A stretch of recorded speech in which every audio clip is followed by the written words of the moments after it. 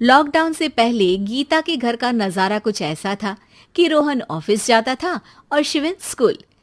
जिनके घर से जाने के बाद गीता काम खत्म करके बाकी समय आराम करती थी।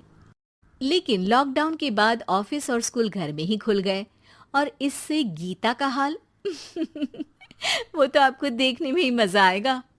शिविन, ओ शिविन, महाराज उठने के लिए क्या 21 तोपों की सलामी लेंगे? अरे बिस्तर से बाहर निकल, ऑनलाइन क्लास स्टार्ट होने वाली है। अरे तुम भी हद करती हो, स्पीकर की तरह चिल्लाने की क्या जरूरत है? दिख नहीं रहा मेरी कॉन्फ्रेंस चल रही है। अब कैमरा और स्पीकर ऑन कर रहा हूं, मुझे कोई शोर नहीं चाहिए। इस पर जैसे ही रोहन लैपटॉप का कैमरा और स्पीकर ऑन करता है तभी कुकर की सीटी बजती है। करा लो अब इसे चुप। लॉकडाउन नहीं हुआ, मेरी मौत का फरमान जारी हो गया। दोनों बाप बेटे ने नाक में दम किया हुआ है।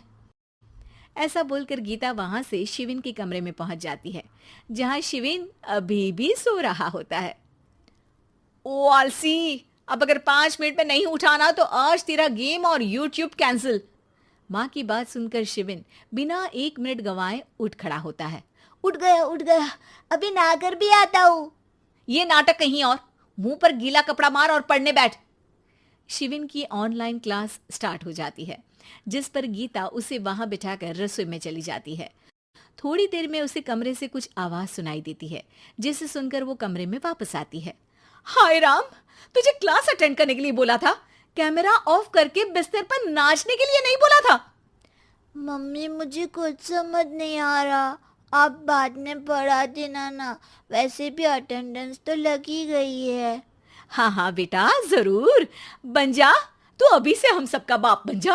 अरे नहीं मतलब कहाँ से लाते हो इतना दिमाग, और पढ़ाई करते हुए ये चला कहाँ जाता है? नाइस क्वेश्चन, दिमाग से पूछकर बता दूंगा। शिविन की बातों से परेशान होकर गीता उसे मारने के लिए जैसे ही आगे बढ़ती है तभी वो कमरे से बाहर भाग जाता है। अब शिविन आगे आगे और गीता हाथ में चप्पल पकड़े उसके पीछे पीछे पूरे घर में दोनों घूम रहे होते हैं। इसी बीच वो रोहन के पास पहुंच जाता है और शिविन को मारने वाली चप्पल रोहन के लैपटॉप पर जाकर गिरती है। ओए माँ! मम्मी, अब पापा को चप्पल मार रही हो? वो आज तक के रिपोर्टर, चुपचाप जाकर क्लास अटेंड कर ले, नहीं तो अगली तेरे पीछे लगेगी। इस पर शिविन वहां से चला जाता है, जिसके बाद रोहन गीता से कहता है, इस सर्कस के लिए कुछ बोलना चाहोगी? अरे क्या करूं, जब से तुम